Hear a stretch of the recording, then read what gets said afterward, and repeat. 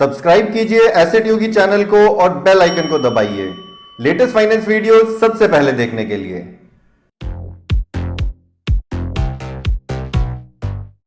नमस्कार, मेरा नाम मुकुल है और एसेट योगी में आपका स्वागत है, जहां हम फाइनेंस की नॉलेज को लॉक नहीं अनलॉक करते हैं। मैंने पिछले वीडियो में आपसे मॉर्टगेज के बारे में बात की थी। मॉर्टगेज के बेसिक्स के बारे में हमने जाना था और देखा था कितने तरीके के मॉर्टगेज लोन्स होते हैं इंडिया के अंदर। इस वीडियो में मैं आपसे बात करूंगा टाइप्स ऑफ मॉर्टगेजेस के बारे में कि कितने तरीके से मॉर्टगेज को क्रिएट किया जा सकता है। साथ में हम कुछ एग्जांपल्स भी देखेंगे कि हर टाइप के मॉर्टगेज किस तरीके से क्रिएट किया जा सकता है। तो आप इस वीडियो को शुरू से लेकर लास्ट तक जरूर देखिएगा, जिससे आपको इंपॉर्टेंट पॉइंट ना मिस कर दें। चलते हैं सीधा ब्लैक बोर्ड की तरफ। तो चलिए, टाइप्स ऑफ मॉर्टगेजेस समझने से पहले हम समझते हैं कि मॉर्टगेज क्या होता है। इसको क्लियरली डिफाइन किया गया है ट्रांसफर ऑफ प्रॉपर्टी एक्ट 1882 के अंदर। सेक्शन 58 में mortgage, mortgager, mortgagee, mortgage money and mortgage deed को डिफाइन किया गया है। अब एग्जैक्टली उसमें क्या डेफिनेशन दी गई है उस पर हम आते हैं, लेकिन उसके पहले हम एक बार कंसेप्ट समझ लेते हैं। मॉर्टगेज का कंसेप्ट क्या है, एग्जाम्पल से समझते हैं। मान लीजिए ये एक प्रॉपर्टी है और ये इस प्रॉपर्टी का ओनर है। इसको मान लीजिए कुछ लोन की रिक्वायरमेंट है, कुछ पैसों की रिक्वायरमेंट है। ये एक बैंक के पास जाता है या किसी भी इंडिविजुअल के पास जाता है, जिसको हम लेंडर बोल देते हैं। तो अब जो भी लेंडर है वो इसको पैसे देने से पहले एक अग्रीमेंट साइन करेगा, जिसे हम मॉर्टगेज डीड कहते हैं या इसे लोन अग्रीमेंट भी कह सकते हैं। उसके बाद ये लेंडर इसको पैसे दे देगा। पैसे बेसिकली मैं यहाँ पे प्रिंसिपल लिख रहा हूं, जो मेन अमाउंट बैंक इसको देगा। और ये जो ओनर है इस प्रॉपर्टी का, ये मॉर्टगेज डीड के अंदर वादा करेगा कि मैं प्रिंसिपल और इंटरेस्ट पोर्शन जितना भी बनता है उतना मैं चुकाऊंगा बैंक को, जितने भी टाइम के लिए उसने लोन लिया है। तो बदले में अब ये देखिए, बैंक का एक रिस्क है, तो इसीलिए ये इस प्रॉपर्टी को गिरवी रख लेगा, इस प्रॉपर्टी के अगेंस्ट इसको लोन देगा कि खुदा ना खास्ता कल को कुछ हो जाता है, किसी वजह से ये ओनर पे नहीं कर पाता है लोन, तो बैंक जो है इस प्रॉपर्टी को बेच के अपने लोन की रिकवरी कर सकता है। तो बैंक को एक तरीके का इंटरेस्ट मिल गया है इस प्रॉपर्टी के अंदर। इस इंटरेस्ट का मतलब है कि एक तरीके का राइट है, राइट टू सेल। इसका मतलब बैंक इस प्रॉपर्टी को बेच के अपने लोन की रिकवरी कर सकता है। अब देखिए, ये खाली एक राइट है, अगर ओनर पे नहीं कर पाता है खुदा ना खास्ता, तो ही ये बैंक इसको सेल करने की कोशिश कर सकता है। इसीलिए ओनरशिप जो है वो ओनर के पास ही रहती है, ओनरशिप ट्रांसफर नहीं होती है बैंक के पास। तो यही एग्जैक्टली इसके अंदर सेक्शन 58 के अंदर भी बताया गया है। क्लियरली पढ़ लेते हैं क्या लिखा गया है। A mortgage is the transfer of an interest. देखिए क्लियरली लिखा गया है, जो जो इंपॉर्टेंट टर्म्स हैं मैंने यहां पे येलो कलर से मार्क कर दी हैं।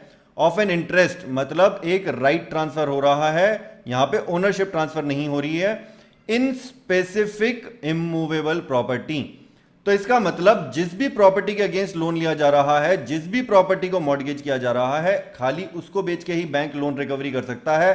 अगर इस ओनर के पास मान लीजिए 5 प्रॉपर्टीज हैं, तो बाकी की 4 प्रॉपर्टीज पे बैंक का कोई हक नहीं है, उन प्रॉपर्टीज को टच नहीं कर सकता है बैंक। तो इसीलिए ये स्पेसिफिक इमूवेबल प्रॉपर्टी क्लियरली लिखी जाती है मॉर्टगेज डीड के अंदर।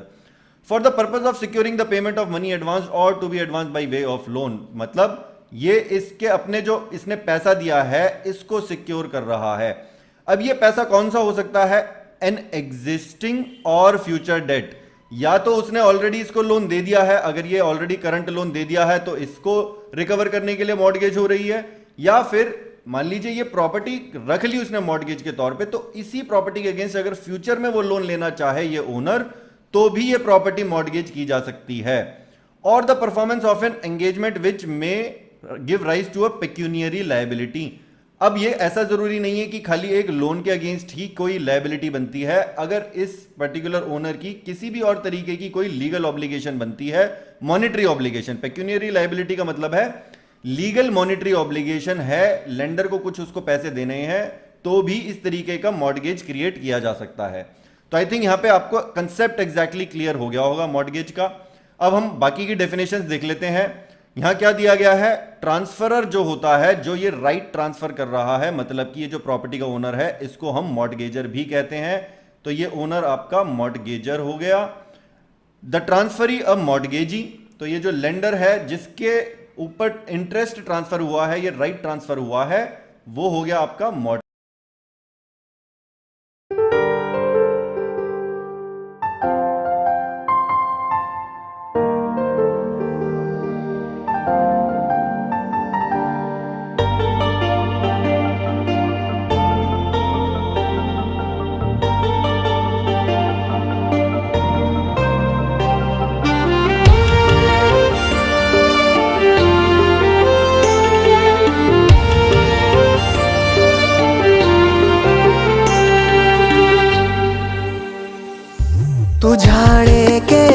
जाने माने के ना माने।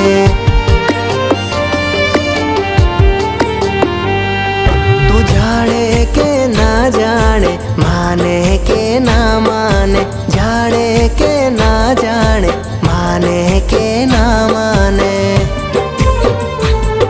तू साजण छे मारा दिलनी धड़कन, तने मळवानी छे मुझने बहु तड़पन। विताऊ तारी छाए मारू घड़पण, आजीवतर मारू तारा मा अर्पण।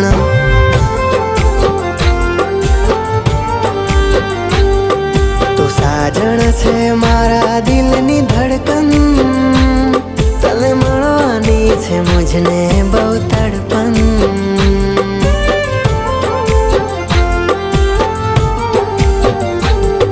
तू जाने के ना जाने माने के ना माने, जाने के ना जाने माने के ना माने।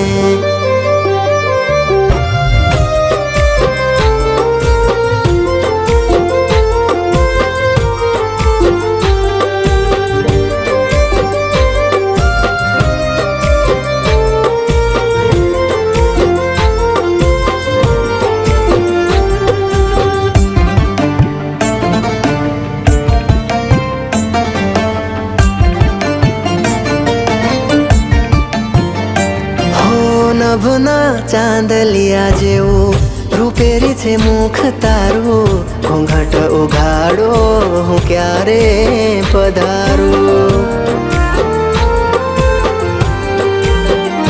હો ધડકતા દિલને ના મુકતી નોંધારું, નહીતર જીવનમાં થશે રે અંધારું। મારા ઘરની ઓ મહારાણી બનાવું મારી પટરાણી, ઘરની મારી મહારાણી બનાવું મારી પટરાણી। મારી નજરોથી દૂર રહેતા ના ઘડી પણ, પડવા દઉં નહીં પીડા તને થોડી પણ।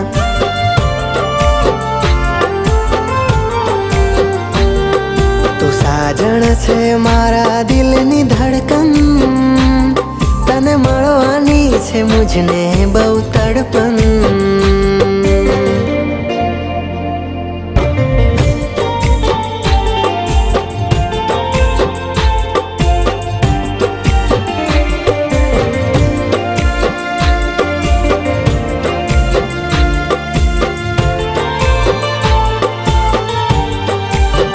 શણગારી રાખું હું શમણ તને, કદી મને ભૂલતી ના કે ભૂલાવતી ના। ટંકાવી રાખું હું દલડે તને, કદી દિલ તોડતી ના કે તોડાવતી ના।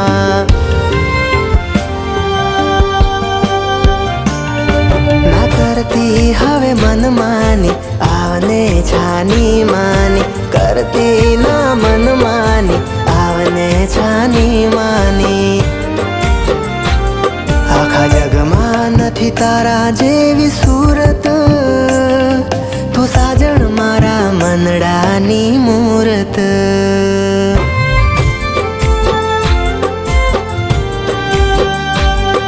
तू साजण छे मारा दिलनी धड़कन, तने मळवानी छे मुझने बहु तड़पन।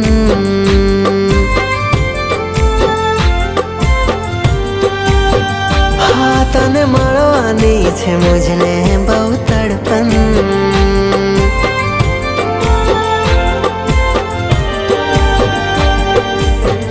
हो तने મળવાની છે મુझने બહુ તડપન।